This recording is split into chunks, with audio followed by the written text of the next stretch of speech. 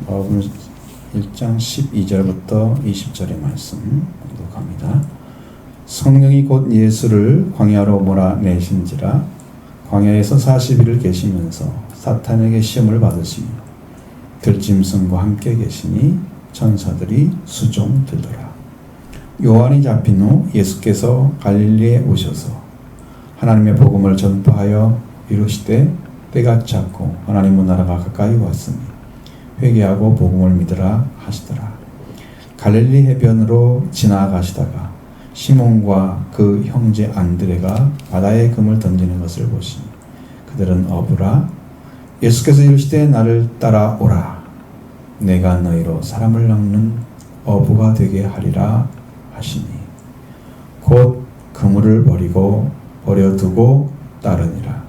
조금 더 가시다가 세베대 아들 야고보와 그 형제 요한을 보시니 그들도 배에 있어 그물을 깁는데 곧 부르시니 그 아버지 세베대를 품꾼들과 함께 배에 버려두고 예수를 따라가니라.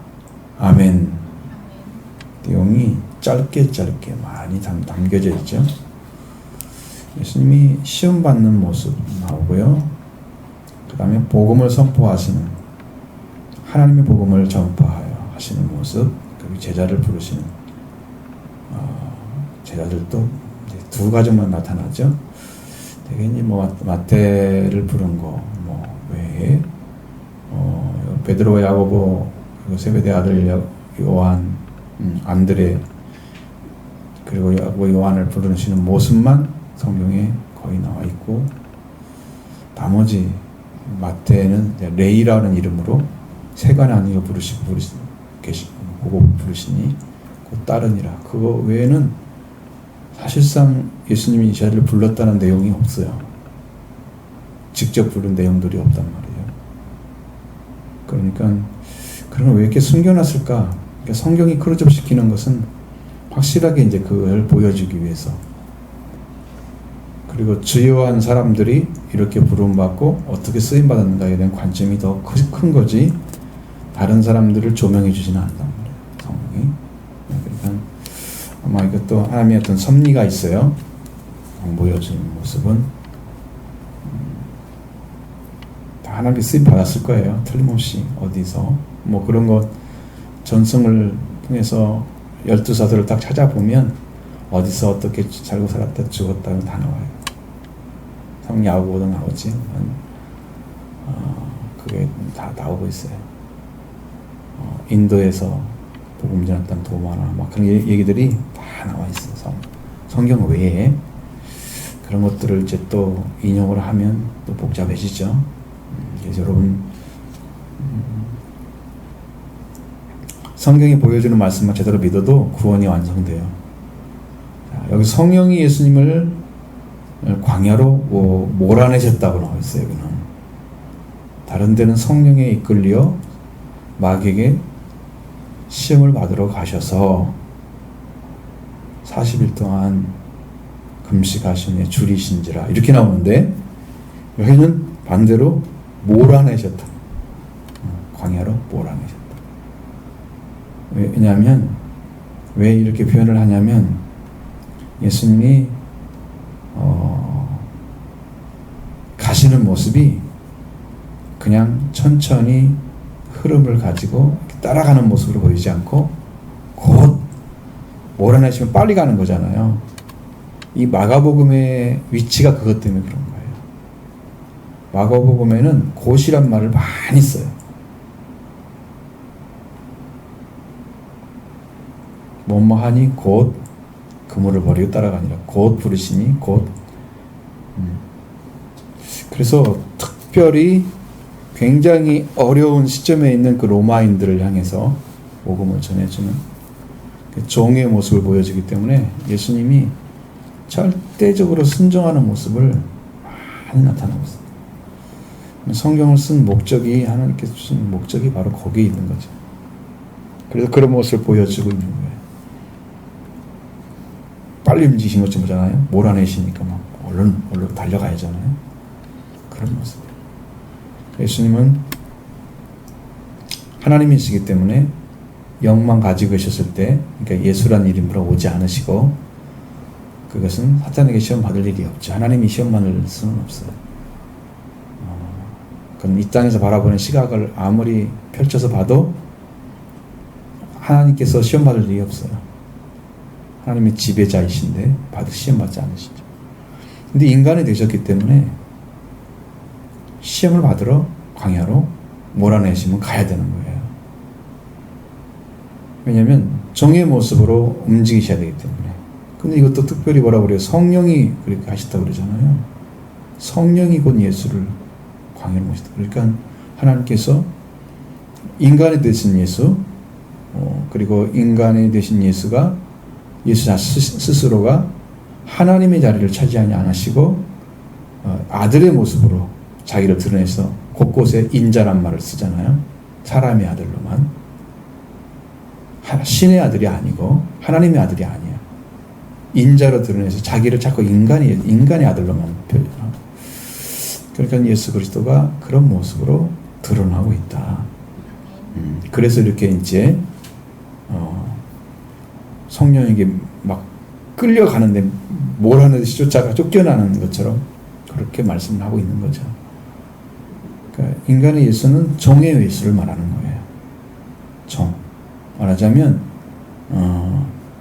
예수님이 하나의 이 땅에서 하나님의 복음을 완전하게 완성하기 위해서 자신을 종처럼 드려진, 자기를 종은 아니지만 아들이시지만 왕이시지만 종처럼 드려지는 모습으로 마가복음은 그려지고 있는 거죠.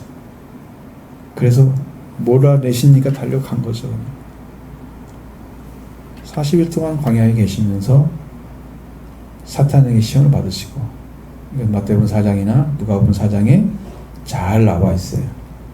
물론 순서가 바뀌긴 했지만 누가복음마다 좀 다른 중간 부분이 세 번째 시험하고 시험을 받으신 것은 내용은 똑같아요. 근데 순서가 바뀌어서 써 있는 거지. 사탄에게 시험을 받으셨다 그랬어요. 성령에 의해서 또 내몰리시고 사탄에게 시험을 받으시고. 근데 여러분 앞에서 성령이 비둘기같이 자기 내려오시는 보셨다고 하셨잖아요. 그러니까 성령을 받지 않고 시험을 받으면 다 무너져요. 성령을 받고 시험을 받으면 지지 않아요. 성령의 역사에 의해서 예수님이 서야 할 자리를 찾는 거예요. 그럼 마귀아가 시험을 왜 하시느냐? 마귀아가 왜 예수님이 시험을 하실까? 쫓아와가지고 자기가 뭔데? 이유가 있죠. 예수님이 하나님의 아들의 자리임을 분명하게 알고 사탄을 제어하는 능력을 가지셨음을 아는 거예요. 왜? 시험을 이김으로써 사탄을 제어하는 능력이 있고 지혜가 있기 때문에, 말씀의 권세를 의지하고 순종하기 때문에 사탄을 제어하는 능력을 가지고 일을 하신다는 걸 보여주는 거예요. 그래야 마귀의 권세를 깨트리고 거기에 마귀 권세에 눌렸던 자들을 다 살리는 일을 행하시는 거죠. 예수님은 소금이셨어요. 맛을 내셔서 살리는 일을 하셨어요. 자신이 소금이기 때문에 너는 세상의 소금이니. 이 부름받은 자들이 예수님을 따라가려면 예수님을 닮아야 돼요. 제가 오늘 아침에도 하나님께서 자꾸 마음에 새겨주는 말씀들은 소금과 빛은 다 살리는 사명이래요. 살리는 사명이래요.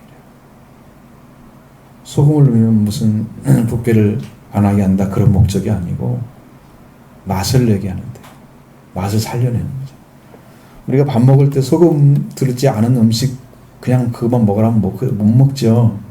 거의 병원 음식을 싫어하는 사람들은 너무나 염도가 낮아서 그런 거잖아요. 맛이 없다 그러잖아. 그 맛을 살려내잖아요. 짜게 먹으면 또 좋지 않지만 몸에 필요한 건 먹어야 되면 돼. 소금이 없어도 안 되고 너무 많아도 안 돼. 보면 정상적으로 있어야 돼. 그러니까 그건 필요한 거야. 그것처럼 맛을 살려내는 일을 하는 겁니다.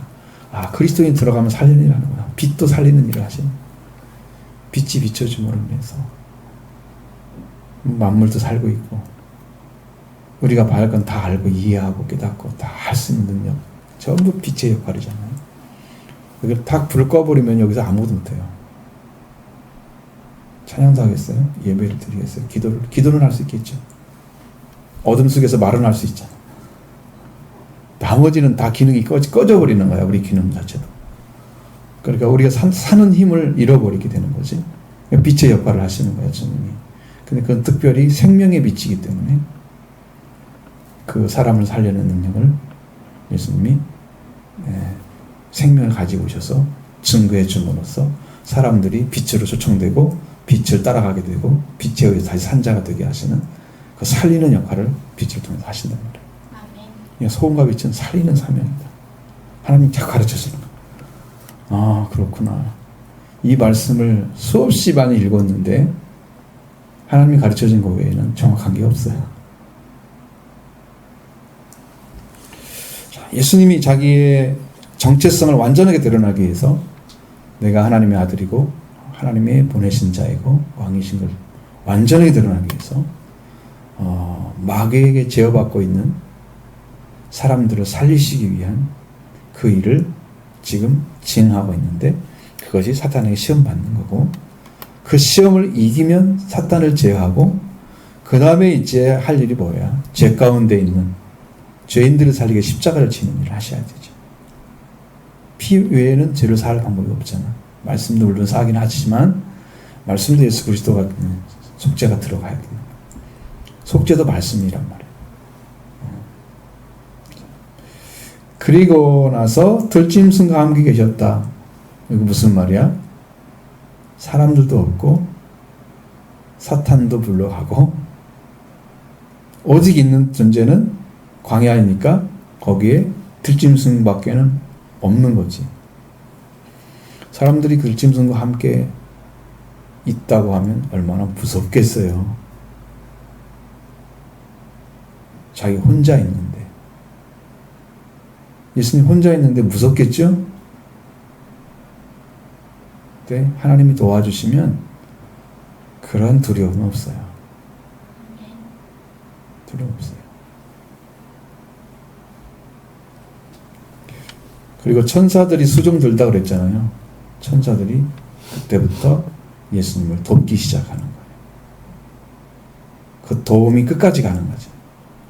예수님이 부활할 때까지 연결되고 안 나타나 그 외에는 왜? 성령만 나타나 성령.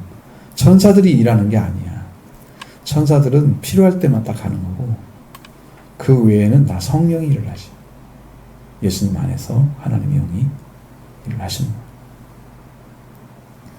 자, 그런 이제 모습을 먼저 보여줬어요. 예수님 승리자의 모습이죠. 사탄을 제어한 승리자의 모습을 딱 보여준 다음에 그 다음에 요한이 잡힌 후에 이것들도 확실히 말씀하고 있는 건 요한이 잡힌 예수님께서 갈릴리에 오셔서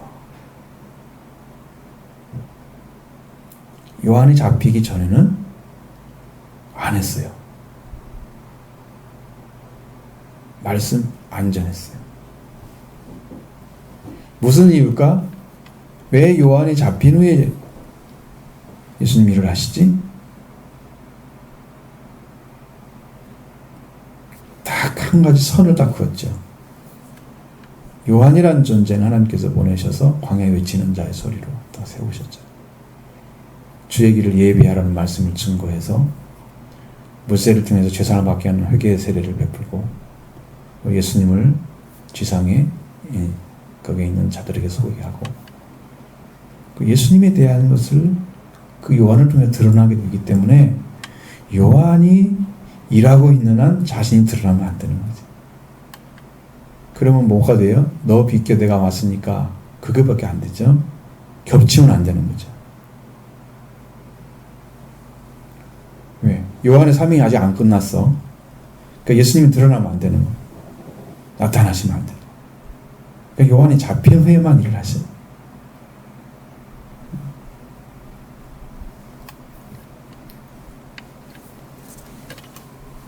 물론 잡히는 과정도 있습니다. 성경에. 그렇지만 여기는 전혀 안 나와 있죠. 그리고 예수께서 갈릴리에 오셨어요. 그것도 이제 갈릴리 쪽으로 오신 거예요. 갈릴리에 오셨다고 하는 것은 요한이 세례 베풀었던 곳.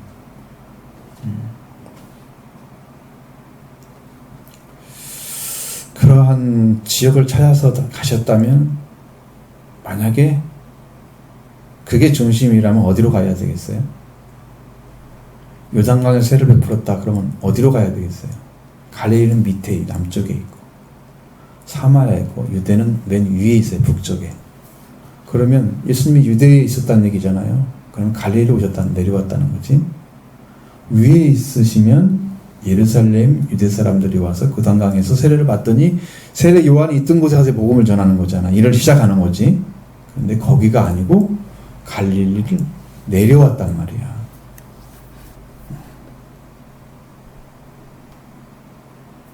거기 가셔서 하나님의 복음을 전파하시는 거예요. 이게 하나님의 복음은 하나님께서 이 땅에 깊은 소식을 증거해 주는 말씀이에요. 하나님이 주고자 하는 깊은 소식이 이거라는 거죠. 하나님께서 주고자 하는 복음을 예수님이 지금 증거하고 계시는 거예요.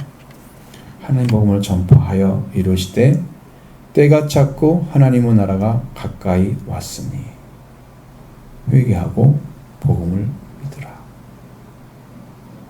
자, 교회에서 가르칠 때 회개를 먼저 가르칩니까? 복음을 먼저 가르칩니까?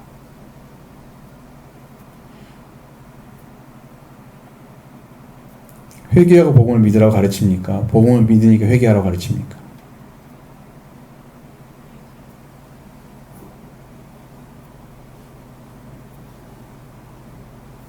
내가 자라왔던 과정 속에는 복음을 제시해주고 그거 믿으라고 가르쳐줘요. 회개는 가르쳐준 적이 없어요. 회개를 가르쳐주지 않았어요. 한 번도. 회개 이런 거야. 이렇게 들어가야 돼. 이건 이렇게 은혜를 받는 거야. 이런 말씀을 들어본 적이 거의 없어요. 다 복음을 가지고 예수를 믿고 있으면 이미 구원받은 줄 알고 그 위치에서 어떻게 살아야 되지? 어떻게 살아라? 어떻게 살아라? 그것만 가르쳐주는 다 교훈하고 있는 거지. 나는 그 위치를 찾지 못해서 살 수 있는 능력이 없는데 그 위치에 쓴 사람처럼 살라고 말씀하시는 거지. 억지로 끌고 다니는 거지. 그 위치가 아닌데 그렇게 살라고 가르치는. 그러니까 성도들의 삶이 다 실패를 하고 이제 난관에 많이 부딪혀도 해결점이 없고, 그래서 회개로 들어가지 않는 사람들의 삶은 그들이 아무리 파고 파도 하나님 나라를 발견하지 못해요. 회개 없이 복음 믿는 사람들.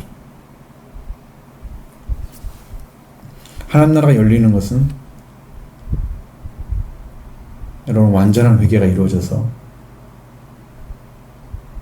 그들이 정말 예수 그리스도를 통해서 속죄 부활이 이루어진 상태에서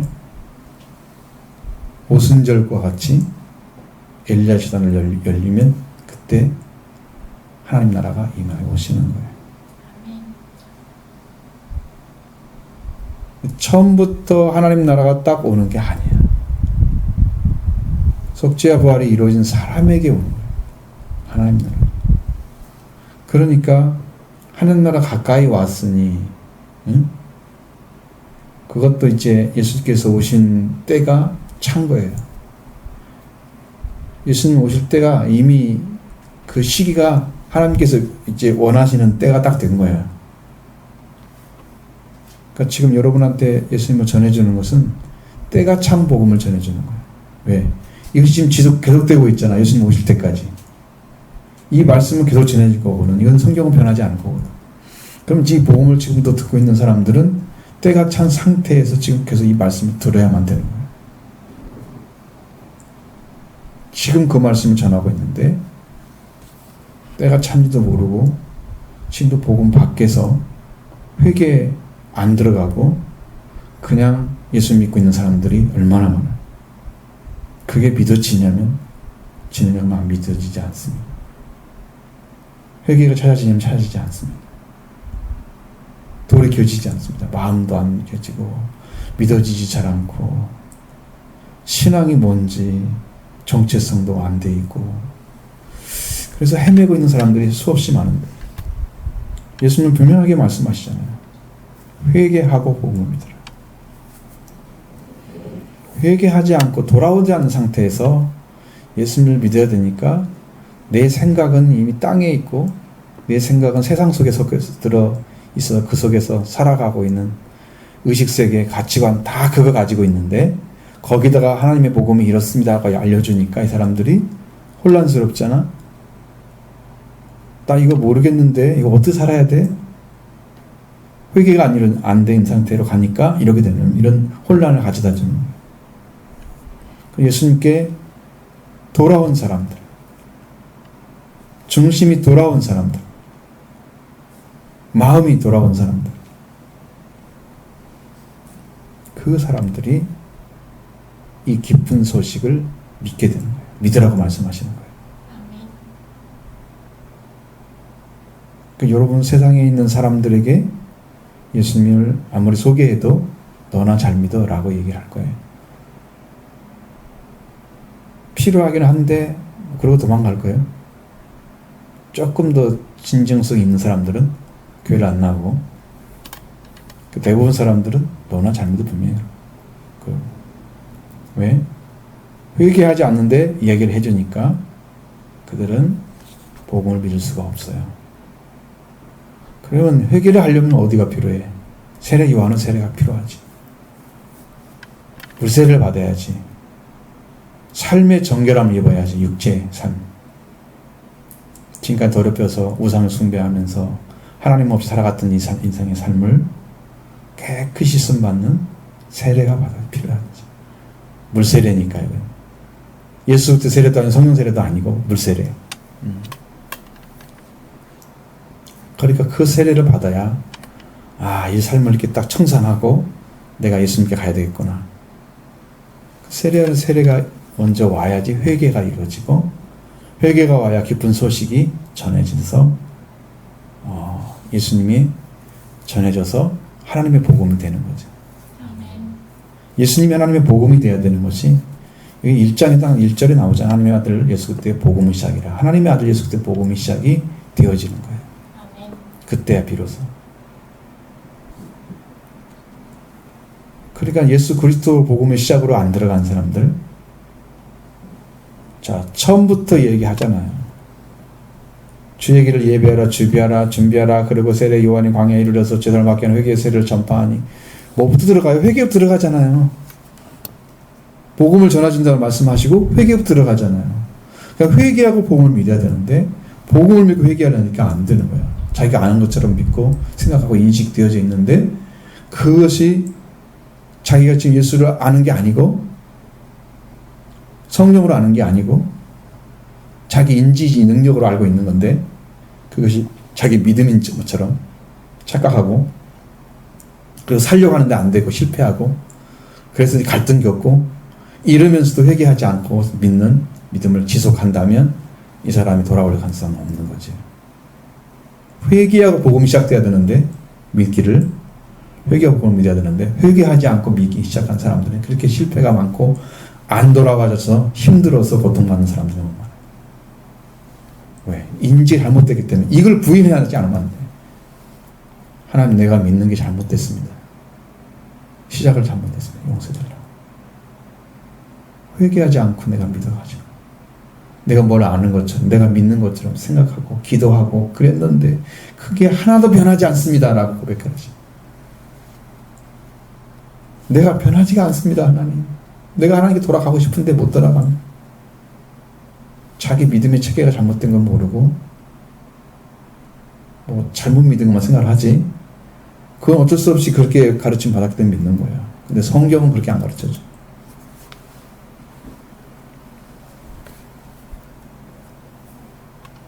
뭐부터 해야 되는데 명사에 뭐부터 하라고 그랬어? 응? 크게 얘기해봐. 다 들리게, 한국 사람 다 듣게 해보라니까.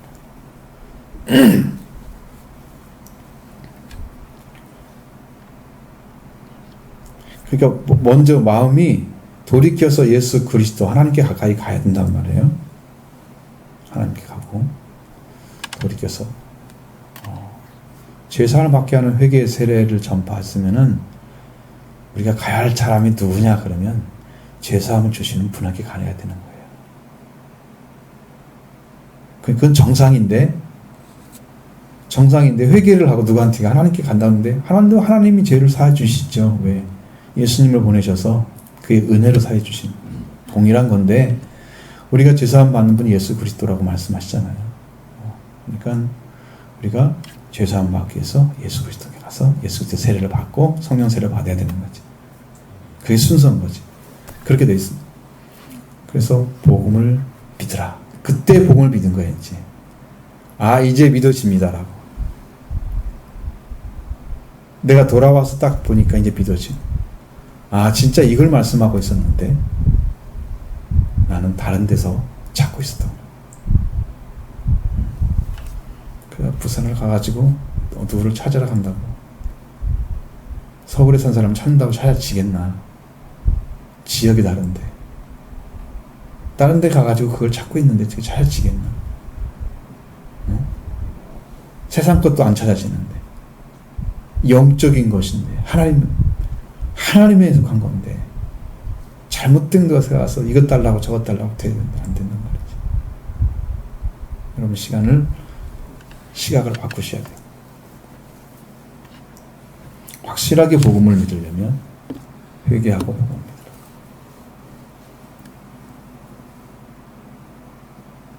마음을 돌이키는 것은요, 말씀이 믿어질 때 돌이키는 거예요. 내 마음 참 제대로 한번 믿어봐야지. 자기 결심으로 되지 않아요. 말씀이 들어와 있으면 돼요. 그게 반드시 돌아오게 돼 있습니다. 그리고 이제 제자를 부르시는 거죠. 그렇지? 갈릴리 해변으로 지나가시다가 시몬과 그 형제 안드레가 바다에 그물 던지는 걸 보시니 그들은 어부라. 어부를 지금 부르시는 거죠.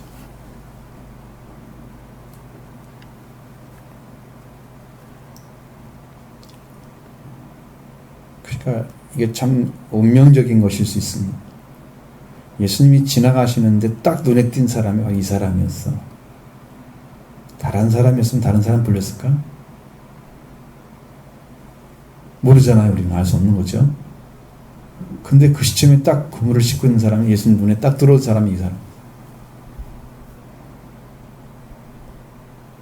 지나가시다가, 그럼 여러분도 예수님이 지나가시는데 서 있으면 부를지 모르잖아요.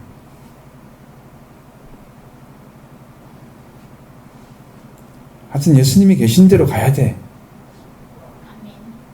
응? 예수님 따라가야 돼. 예수님 만나러 가야 돼. 그렇지 않고 자기가 예수님 오라고 하면, 왜 자기가 오라고 하면 지금 예수님 오고 가라면 가고 그러시나? 자기가 주님께 돌아와야지. 왜냐하면 표준이 있는 곳에 오려면 표준에 맞춰 자기가 와야 돼요.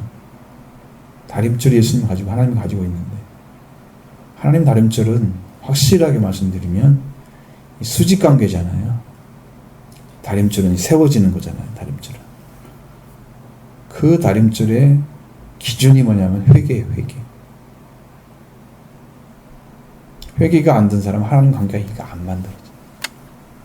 그래서 예수님을 보내셔서 마지막 예배 열매를 거둘 때는 회개한 자를 거두시는 거예요.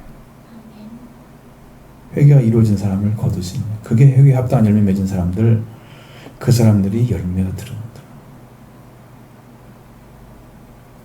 회개하지 않는 사람들은 하나님 관계가 아무 없기 때문에 안 거두세요. 다 쭉정이 같은 거예요.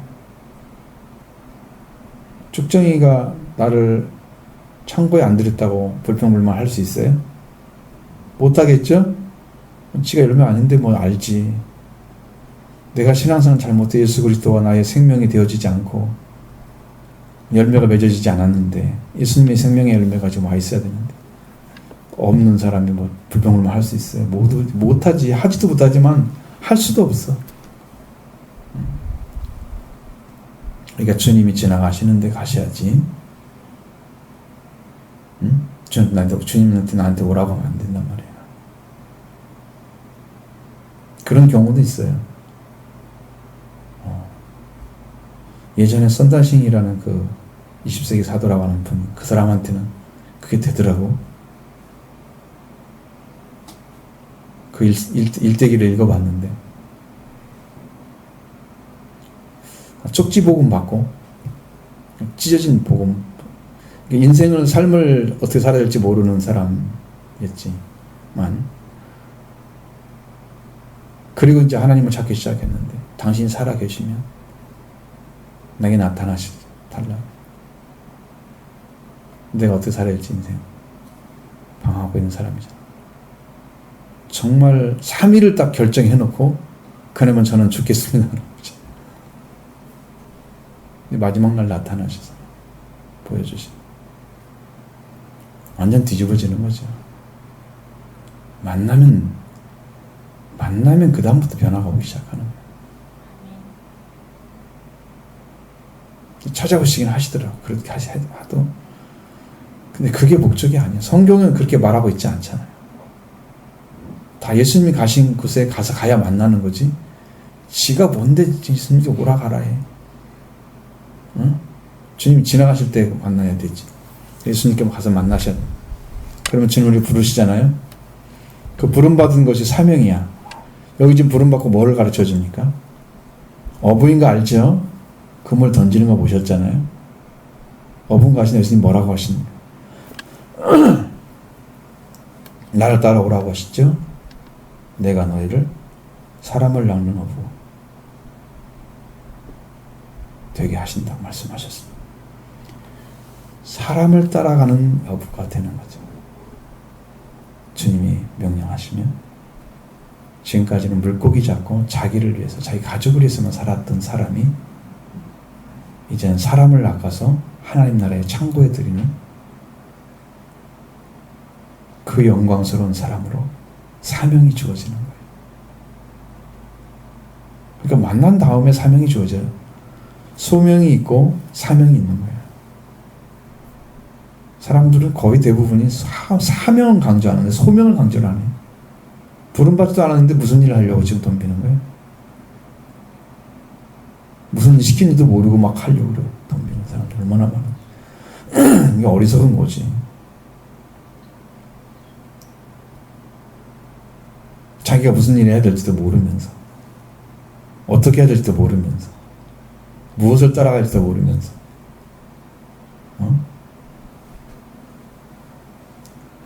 부르시잖아요. 예수님이 나를 따라오너라 이렇게 부르시잖아요. 그 부름을 받아야지 소명을 받는 거예요. 따라오라고 말씀하시는 거예요. 여러분도 예수님 음성 들으셔야 되는 거죠.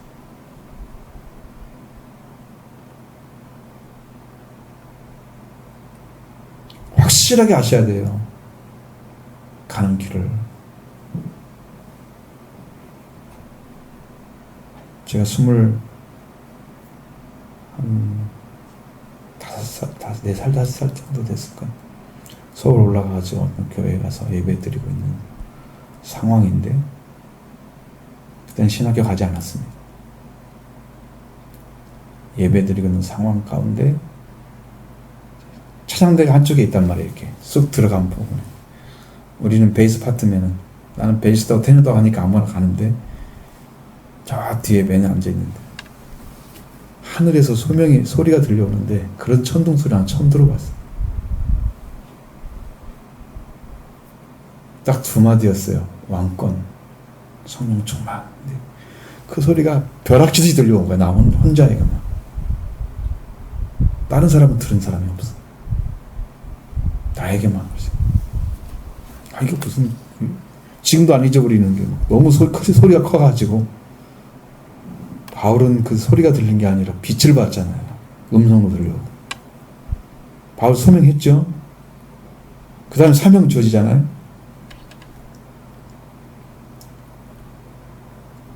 나는 이제 고등학교 1학년 때부터 17살 때부터 난 주의 종이 된다고 이미 결정을 했. 하나님, 근데 그 마음이 떠나지가 않아. 한 번 결정한 놈. 하나님 중심으로 보시고 계신 거였어. 그 말씀으로 계속해서 하시. 그렇게 이제 음성이 들려와. 나는 갈 곳이 없는 거예요.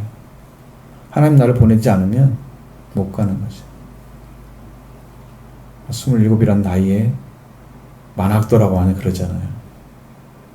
그때 대학교를 들어가는 거예요. 신학을 공부하려고.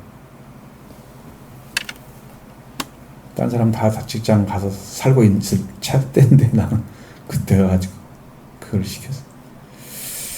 어쨌든 그렇게 하나님께서 사람을 낚아서 그 어부가 되게 하셔서 그를 일꾼으로 삼으시려면 부르시고 예수님을 따라가면 사람을 낚는 어부가 되게 하시는데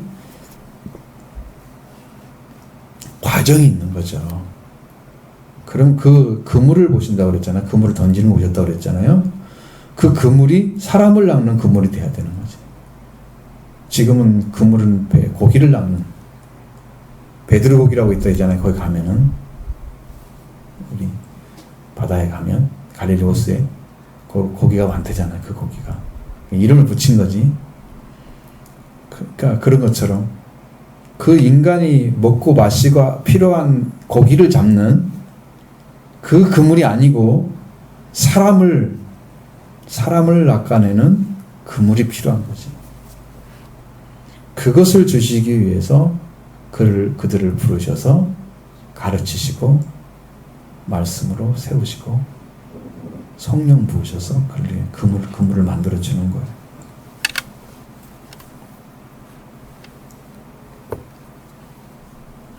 자, 그러니까 그 말씀 듣자마자 그들은 그 그물을 곧 바로 움직이죠. 예수님도 성령에 몰려서 바로 움직였죠. 몰아내셨을 정도로 여기도 곧 그물을 버려두고 따라갔습니다. 그건 여러분이 예수님을 믿는 것은 부름받고 사명을 알면 따라가는 것이 그게 최고 잘하는 거예요. 그 다음은 예수님이 말씀을 하시거나 가르쳐주거나 어떤 일을 할 때 다 훈련을 시켜준단 말이에요. 이 말씀을 통해서 훈련을 받아야 돼. 체계적으로 가르치는 제자 훈련. 예전에 옥가는 목사님이 했던 제자 훈련. 돌아가시기 전에 이미 제자 훈련은 실패했다고 이야기를 했던 그 제자 훈련. 근데 그 제자 훈련이 지금도 하고 있어요. 왜냐하면 교회들이 어떻게 가르쳐야 되는가를 모르기 때문에 지금도 제자 훈련으로 가르치고 있는 거예요. 그거 만들어가지고 했는데 제자가 안 돼. 3년에서 5년 사이에 다 문제가 생긴대, 그거 배운 사람들. 자기는 제자가 돼가지고 훌륭한 복음을 가지고 있는데 늘 사람들하고 부딪히는 거야. 자기는 알고 있다 그러고 자기는 이렇게 해야 된다 그러고 막 주장하고 제자가 돼가지고 예수님 말씀하신 제자는 어떤 제자였어요? 너희들이 으뜸이 되고자 하면 어떻게 해야 돼요?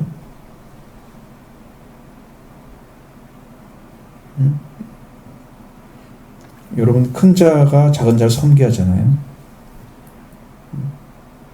섬기는 리더십이 안 생기고 위에서는 리더십이 생기는 거야. 그리고 사람들에게 칸칸이 막 부딪힌 사람이 많아. 하나하나를 다 따지고 막 이러는 거야. 왜? 성경을 알고 있는데 그걸 가지고 지식 삼아가지고 사람들하고 대화를 하는 게 아니고 소화가 된 상태가 아니기 때문에 인간에게 배운 거잖아. 하나님께 배운 거 아니잖아. 물론 목사님 통해서 배웠겠지만 그런 체계를 가지고 제자가 되냐면 제자가 안 된단 말이에요. 그럼 우리나라 제자가 엄청 많이 나왔어야 될 거거든요. 지금 그 한 교회들은. 근데 그거 해가지고 많은 교회들이 실패한 교회들은 그분들이 무리를 만들어다가 있다가 나가기도 하고 막 그래요. 실패한 교회들이 많아요. 그러니까 절대적으로 그것은 아니에요. 산상수를 가지고 제자를 훈련하면 돼요. 그건 최고죠. 제가 금요일에 말씀드렸죠. 심령이 가난한 자가 누군지 말씀드렸죠. 그러니까 그거 하나만 이루어지면 팔복이 다 와요. 내가 천국을 소유한 자가 되면 다 와. 다 이루어져. 말씀. 그러니까 그것을 통해서 말씀을 전하는 게 진짜 좋은데. 여러분 그걸 복음을 못 봤잖아요. 내가 예배를 드렸는데. 다들 졸고 있는데 무슨 얘기를 해.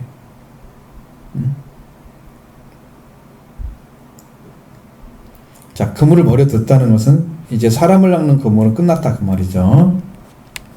사람을 낚는 그물이 끝나야 되는 것은 예수님 따라가기 위해서 그렇습니다. 자기를 부인하지 않고는 예수님 따라가지 못하죠. 근데 일반적으로 처음에 불렀을 때 베드로는 자기 동생과 함께 그걸 버려두고 쫓아갔잖아요. 1차적으로는 성공을 했는데 2차 성공 못했어요. 예수님은 따라가야 되는데 예수님은 안 따라가고 예수님도 앞서가 버린 거예요. 그게 마태복음 16장에 나오는 베드로가 예수님 막 항변하면서 목 잡고 절대 그런 일이 있을 수가 없습니다. 이렇게 했던 것들이 바로 거기에서 예수님 베드로는 실패를 한 거예요. 자기 부인이 안 된 거예요. 그러니까 누구를 부인해? 예수님을 부인하는 거죠. 예수님은 앞서 너희들은 내 뒤에 있어라 그러잖아. 내 뒤에. 그 말은 내 뒤에 따라오라는 뜻이었어요. 오늘을 보니까 베드로가 예수님보다 앞서가지고 못 갑니다 라고 서 있는 게 아니고 예수님이 가면 그 뒤에 따라가야 되는 거였어요. 근데 자기가 앞서가지고 못한다고. 그러니까 나를 따라오려면 자기를 부인하라고. 네가 어느 자리에 서야 할지를 알아야 되지. 그래야 말씀을 따라가지. 근데 자기가 부인되지 않으면 자기가 앞장서 버리잖아. 그럼 예수님 앞에 서가지고 못 가게 하는 거야. 누구를 따라가야 되는데? 자기를 따라가야 돼? 예수님이? 못 가게 한다고? 이게 반대가 된 거잖아요. 그래서 그물을 버리고 간 것은 성공을 했어. 예수님 따라가는 하나는. 그래서 진짜 영적으로 따라가는 부분에서 실패를 한 거야. 그래서 나중에 자기가 다 굴기 전에 3번 나를 부인하라는 말씀이 생각이 나서 통곡을 했다 그랬어. 밖에 나가서. 나는 따라갈 수 없는 존재이구나. 예수님 따라간다고 죽는 데까지 간다고 그래요. 감옥에도 갇힌다고 그래요. 자기는 장담을 했건만 아무것도 할 수 없는 너무 매우 약한 존재. 그런 자신을 발견하고 눈물을 흘리기 시작하는 거예요. 그래서 베드로가 그래서 예수님 안 떠난 거예요. 그때 울지 않고 돌아서 버렸으면 예수님 떠나갔을 것도 몰라. 좀 더 가시다가 세베대 아들 야고보와 그 형제 요한을 보시고 그들 또 배에 있는데 그물을 깁는지라. 이 사람 배를 그물을 던지는 게 아니고 그물을 깃고 있었어요. 뭐 하려고? 고기를 또 잡으려고 준비하는 거잖아요. 그걸 따라오라고 그랬죠. 곧 부르신다고 부르셨죠. 자, 그만 그물 깃고 고기 잡으려고 하지 말고 이제는 내가 주는 그물 가지고 고기를 잡는 준비해야 된다. 예수님 따라오라고 그러거든. 그 아버지 세베대를 부모들과 함께 배에 버려두고 일단 뭐 버려두는 것밖에 없죠. 떠나가야 되니까. 버린 건 아니잖아요. 버려두고 예수를 따라가니라. 따라갔어요. 이분들은 따라갔어요.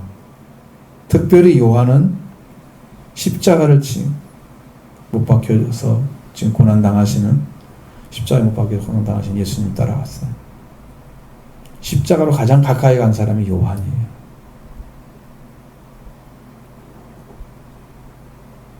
이분은 자기를 부인하고 성공했어요. 말씀에 순종했어요. 그러니 이렇게 성경 요한복음을 쓰게 하고 요한 서신을 쓰게 하고 요한 계시록까지 쓰게 하시는 그 은혜를 하나님 허락하신 거예요. 얼마나 놀라운 은혜를 속에서 성품을 찾아냈으면 하나님 사용하신 것을 알 수 있는데 그런 복을 받았어요. 이 사람도 곧 부르시니 아버지여 세배들을 품꾼들과 함께 버려두고 배에 버려두고 뭐 어디 있는 게 중요하지 않고 예수를 따라가는 게 중요합니다. 이제 고기를 낳기 위해서 그물을 이제 깁는 일은 끝났습니다. 고기를 낚았을 때 그 고기가 그물에 걸려 있잖아요. 고기를 빼면서 잘 안 빼지는 것들은 그물을 찢어야만 되는 때가 있어요. 그러면 그 그물을 기워야만 되는 거예요. 항상 그렇게 쓴단 말이에요. 그건 항상 그렇게 쓰는 거지 어느 때만 그런 게 아니고 고기가 막 이렇게 지느러미 먹고 막 물기가 잘못 들어가 있는데 그걸 빼내기 힘들어요. 안 잘라내면 못 뺄 수도 있어요. 그걸 놔두면 그 고기가 썩어서 비틀어지게 놔둘 수는 없는 거잖아요. 잡았는데. 그러니까 뜯어지는 거지. 더덕더덕 할 거예요. 그물 오래된 그물들은. 많이 기워가지고. 또 먹고 막. 그물 깁는 것만 하고 예수님을 통해서 사람을 낚으러 가야죠. 그게 그들의 사명이 된 거죠. 그러니까 여러분도 예수님이 지나가시는 곳에 계셔야 되지. 그죠? 만나셔야 됩니다.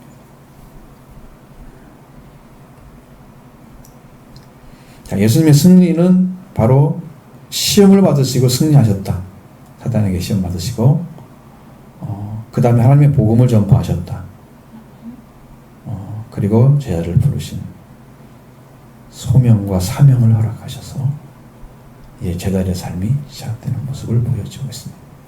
그러니까 이것이 성경이 왜 이렇게 흘러가는지를 여러분도 아시고 그다음에 신앙 가운데 여러분도 세워져야 돼요. 그래 그 은혜에 들어갈 수 있습니다.